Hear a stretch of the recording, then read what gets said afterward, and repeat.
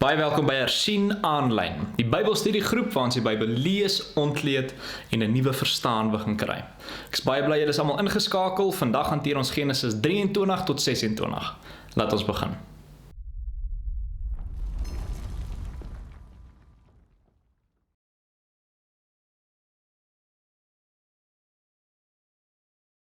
Nou Genesis 23 is die hoofstuk waar Sara, Abraham se vrou, sterf op die ouderdom van 127 jaar. En Abraham soek dan 'n stuk grond of 'n graf waar hy vir Sara kan begrawe. En hy gaan praat dan met die seuns van Het en hy praat eintlik met hulle om met 'n ander man met die naam van Efron te praat. Efron het baie grond gehad in daai tyd en hy het 'n spesifieke grond gehad en Abraham het 'n stukkie daarvan gesoek wat genoem word Magpéla. En Abraham het toe later aan in Genesis dan 'n geleentheid gekry deur die seuns van Het om met Efron te gesels en te onderhandel om hierdie grond te koop. En hy koop dan hierdie grond vir 400 sikkel silwer. En aan die einde van Genesis 23 begrawe Abraham dan vir Sara in hierdie graf van Magpéla. En wanneer Abraham sterf word hy ook daar begrawe en dieselfde van Isak en van Jakob.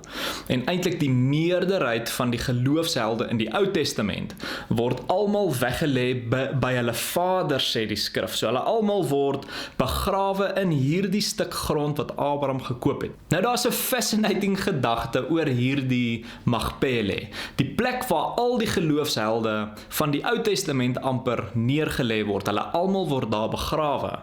Hulle beendere is daar versteek, as jy dit so wil sien, hè. En dit is dit wat Matteus 22:32 sê. Hy gee vir jou 'n leidraad om iets te verstaan. God praat en hy sê, ek is die God van Abraham, Isak en Jakob. God is nie 'n God van die dooies nie, maar van die lewendes. Maar hy sê dit terwyl Abraham, Isak en Jakob almal omtrent seker 4000 jaar terug gesterf het. Maar Abraham fisies gesterf het, maar God sê, hierdie Abraham waaroor ons praat vandag, hy lewe nog. Maar hy is begrawe in hierdie Magpéla. So Magpéla word absolute heilige grond vir ouens wat 'n spesifieke geloofsoortuiging gehad het en wat 'n pad van geregtigheid gestap het. So Magpéla is nie 'n graf van dooie mense nie, maar van lewende mense.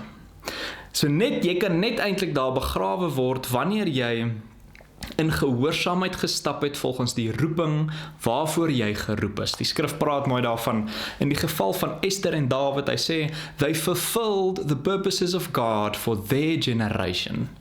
En dit is dan hierdie plek waar ek en jy staan, wanneer ek en jy op daai plek kom, where we fulfill the purposes that God has for our generation, dan is daar iets wat ek en jy beerwe rondom hierdie graf.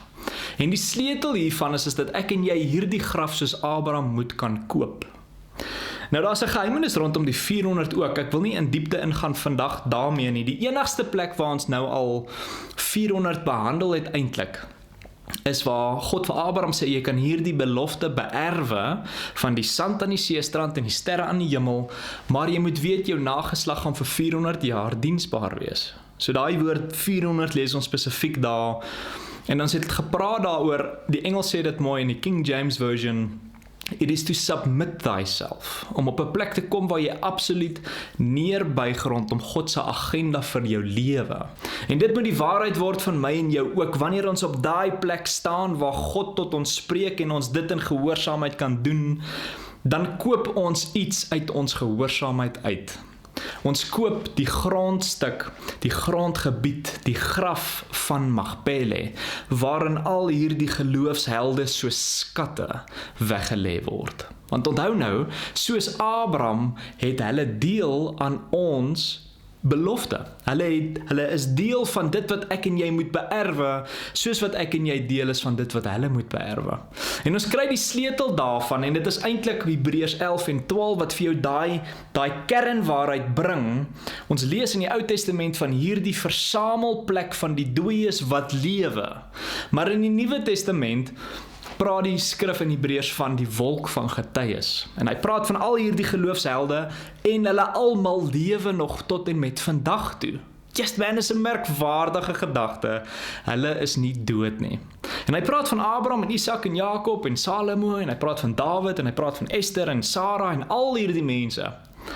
En hy sê almal daar is fisies dood, maar hulle lewe, hulle wag vir hulle erfenis, dat hulle erfenis in besit kan neem. Hulle wag aan die einde van Hebreërs 11, sê hy mooi, al hierdie mense wag vir my en vir jou. So al hierdie geloofshelde wat hierdie onsaglike getuienisse gedra het, né, en wat deel geword het van hierdie wolk van getuies, kan nie iets beerwe sonder my en jou nie. Omdat ons mekaar se beloftes is, man. Yes man, hierdie ding moet jou onsaglik excite vandag. En ek wil vir jou sê, dit is vir my die beauty van die Ou Testament en die Nuwe Testament, en wanneer jy hulle twee verenig, die Ou Testament is vir my baie keer soos 'n maaltyd. Hy is die vleis en die boontjies en die broodjie, maar hy kort iets, hy kort sous, né? Hy kort sous. Die Nuwe Testament is hierdie sous wat jy oor die maaltyd gooi wat klaar daar is. Hy bring die geur uit.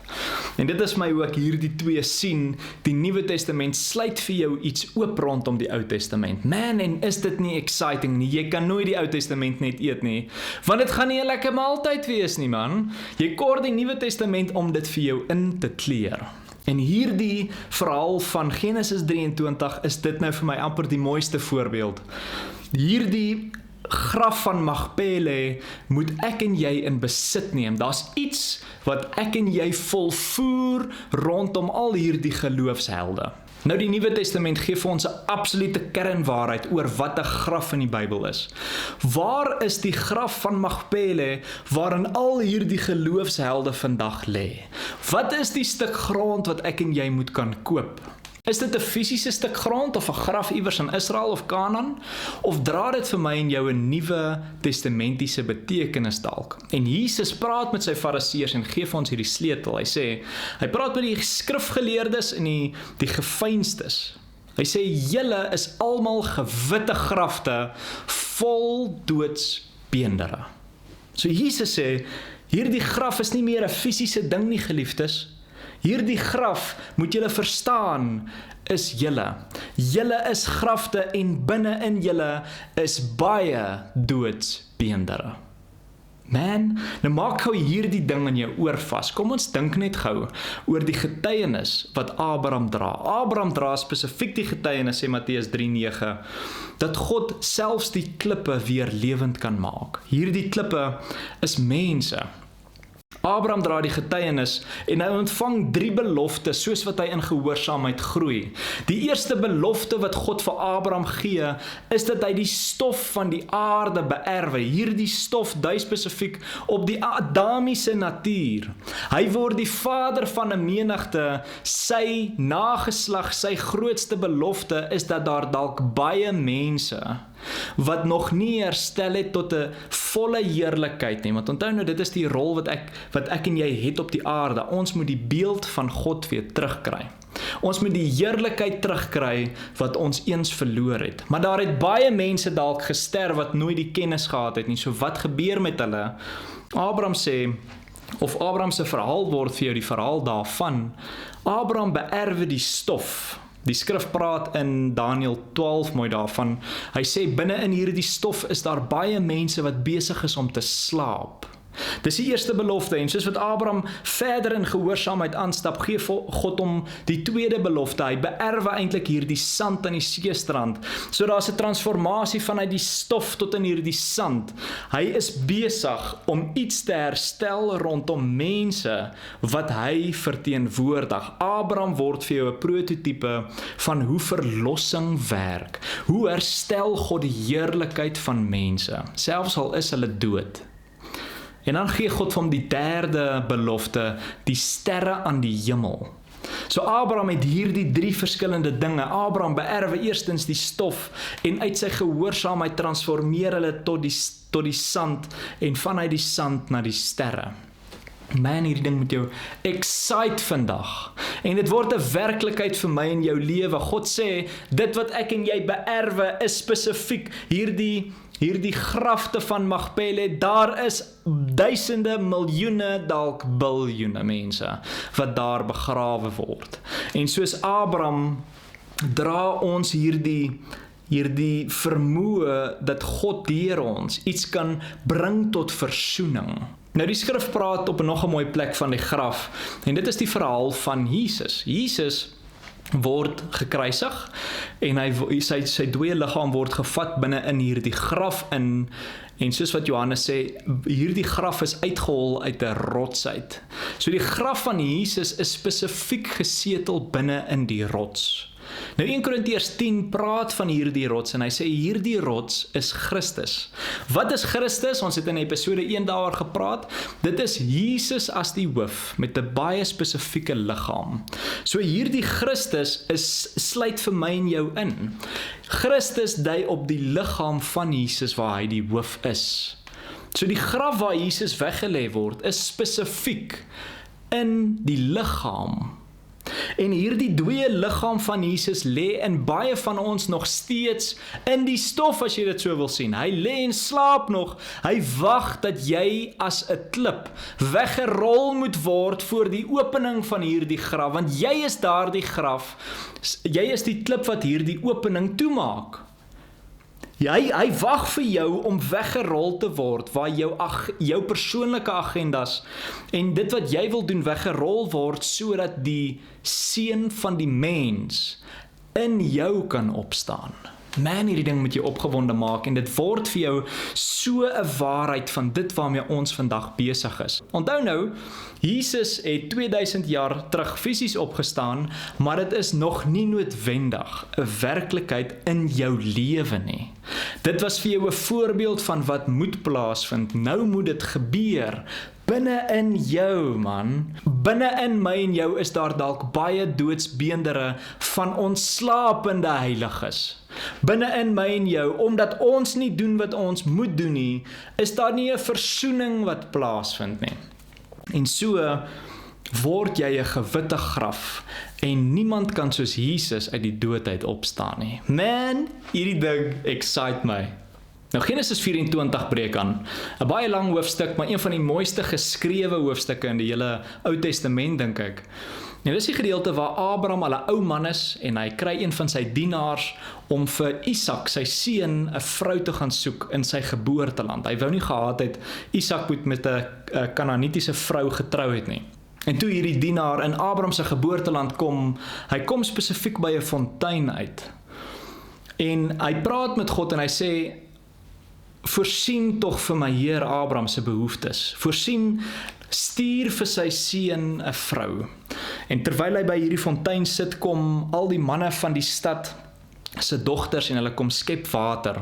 En hy het vir God gesê, hy sal weet dit is Isak se vrou wanneer een van hierdie vrouens vir hom water gee, maar ook vir sy kamele water gee. En dit gebeur toe nou presies so. Die eerste vrou wat kom, gee vir hierdie dienaar water en gee vir sy kamele water. En toe hy hierdie ding sien, toe besef hy, God het hier voorsien, man. En hy besef, hierdie is die vrou wat God gestuur het vir Isak. En hy gee vir haar armbande en oorbelle en 'n goue mantel, 'n goue baadjie, goue klere. En hy gaan slaap daai aand selfs by hulle huis, waar hulle sy kamele kos gee. En 'n paar dae na dit toe trek hy en hierdie Rebekka op pad terug na Kanaan toe. Op pad terug na Abraham en Isak toe. En toe hulle in hierdie land Kanaan inkom, toe is Isak op pad na hulle toe, terwyl hulle op hierdie kameel besig is om te ry. En Isak sien haar en sy sien hom. En sy sê, wie is hierdie man wat hier op pad is? En die dienaar sê, hierdie is die Heer vir wie ek jou gebring het. Hierdie is jou man.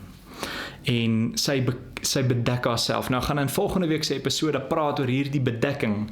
She veils herself. Nou, hierdie veil speel vir jou 'n baie belangrike rol deur die Bybel. Maak hierdie ding in julle ore vas.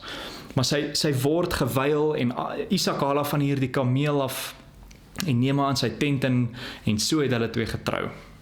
Nou Genesis 25 breek aan, en Abraham is nou al 'n baie ouer man. Hy's baie ouer as wat hy was in Genesis 24. 'n Groot verloop van tyd het hier plaasgevind tussen hierdie twee hoofstukke. En Abraham trou met nog 'n vrou met die naam van Ketura. En sy gee vir hom 'n paar seuns. Maar wat fascinating is oor hierdie gedeelte is dat daar eintlik baie min gesê word van hulle. Hulle word opgeskrewe en hulle is daar, maar dis asof God nie 'n baie pertinente agenda het met hulle nie. En dit pas eintlik so mooi in die oorkoepelende simboliek van Genesis 25. Dis eintlik waaroor hierdie hoofstuk gaan. Onthou nou, ons gaan nou daaroor praat. Maar God gee, of Abraham gee alles wat hy besit vir hierdie een seun, vir Isak, hy is die erfgenaam, maar al die ander seuns van Abraham dra nie daar dieselfde belofte nie. Hulle kry bloot geskenke, sê Génesis in 25. Hulle kry geskenke van hulle pa, maar Isak beerwe alles. So sterf Abraham dan, en hy word weggelê by hierdie graf van Magpéla, en Isak en Rebekka gaan woon by die put van Lachairoi, by hierdie fontein in die wildernis. So daar's 'n baie spesifieke pad wat hulle nou al gestap het rondom gehoorsaamheid. Hulle is geregtigheid gereken, as jy dit so wil sien. The well of the living one that sees me, is wat hierdie put beteken. Daar's 'n intimiteit tussen hulle en God. Nou Rebekka, Isak se vrou, sit met hierdie dieselfde ongeregtigheid as die meerderheid van die vrouens wat voor haar was. Rebekka is onvrugbaar, sy kan nie kinders baar vir Isak nie. En so roep Isak tot die vader in Genesis 25:21. Roep tot die vader en vra hom maar asseblief vrugbaar te maak, en so word Rebekka swanger met 'n tweeling. En hierdie is dan wat plaasvind. En die kinders het teen mekaar gestoot binne in haar. Toe sê sy, as dit so gaan, waarvoor leef ek dan? Daarop het sy gegaan om die Here te raadpleeg. En die Here het haar geantwoord, 2 nasies is in jou skoot, en 2 volke sal van mekaar gaan uit jou liggaam. En die een volk sal sterker wees as die ander volk, en die oudste sal die jongste dien. En soos wat Rebekka hier die woord van die Here hoor, is dit presies wat plaas, want daar is hier die absolute worstelstryd binne in haar tussen hierdie twee. Maar die King James Version breek vir jou hierdie ding totaal nuut oop. Hy sê, they struggle together within her. Maar saam met dit 'n paar verse na dit, hy sê, it is 2 manners of people within thy bowels. So die King James sê, dit gaan nie so seer eintlik oor 2 seuns wat die met mekaar in 'n worstelstryd is nie. Dit is 2 verskillende identiteite. Dit is 2 verskillende roepings wat besig is om met mekaar te bots. Dit is 'n sondige natuur wat besig is om te bots met 'n goddelike natuur. Dit is 'n siel wat besig is om te bots met 'n gees, en dit is hier binne in haar baarmoeder, né? Dit is 'n worstelstryd tussen jou agenda en dit wat God oor jou geroep het. Maar die eersgeborene Esau word gebore. Esau was rooi van aansien, baie harig, dis waarvandaan sy naam kom. Esau beteken om harig te wees. Die tweede seun, Jakob, word gebore, en soos wat hy gebore word, hou hy aan die hakskeen vas van sy broer Esau. Lieflike beeld. Esau was 'n man van die veld. Sy pa het hom baie lief gehad, omdat hy ook gejag het. Sy pa was baie mal oor wildsvleis. Hy was 'n geweldige jagter, sê die skrif. Nou onthou gou vandag, ons moet gou vandag backtrack. Wie was nog 'n geweldige jagter? Onthou wat die skrif sê in Genesis 9, Genesis 10. Genesis 10 praat van 'n geweldige jagter met die naam van Nimrod. Nimrod wat natuurlik Babel gebou het, né? So daar's 'n snaakse simboliek wat hier plaas, want dis die enigste 2 jagters waarmee ons nou al te doen gehad het. En wanneer jy iemand eintlik lees wat 'n jagter is, it's bad news. Alhoewel ek 'n jagter is en ek baie lief is om te jag, wanneer iemand in die skrif jag, it's not a good thing always. Maar so word hy gebore, hy's 'n man van die veld, en Jakob is 'n vredelewende man. Hy woon in die tente. Nou ons ken hierdie verhaal en dit wat dan plaasvind. Jakob is besig om 'n rooi sop gaar te maak. 'n lensiesop, sê die skrif. En Esau is in die veld en hy kom terug en hy wil van hierdie sop hê wat Jakob besig is om te maak. En Jakob sê vir hom, jy kan van hierdie sop kry, maar ek wil jou eersgebore reg by jou hê, né? Nou 'n eersgebore reg handel spesifiek daaroor, dit is dit wat God oor jou as mens geroep het. Dit is jou mees kosbaarste besitting. En aan die einde van Genesis 25 hoor ons dat Esau hierdie eersgebore reg, die roeping oor sy lewe het, hy verag. Dis die woord wat die skrif gebruik, hy verag sy roeping.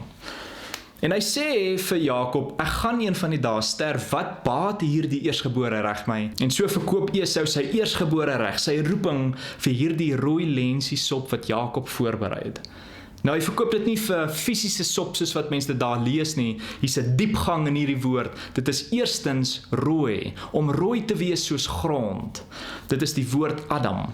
Maar so ook loop dit deur as gevolg van die feit dat hy hierdie rooi sop eet, noem hulle hom van daai dag af Edom. Edom wat die Hebreëse woord Adama is. Wat Esau gedoen het, is hy het sy hoogste roeping verkoop vir die Adamiese sondige natuur. Hy het gekies om sy eie weg te volg en nie die weg te kies wat God het vir hom nie. Hy het gekies om 'n makliker, eenvoudiger pad te stap en die roeping verag wat God vir hom het. Man, dit is so 'n skrikwekkende oomblik wat mens bereik, want dit is van toepassing op my en jou. Ek en jy kan ons hoogste roeping verkoop vandag.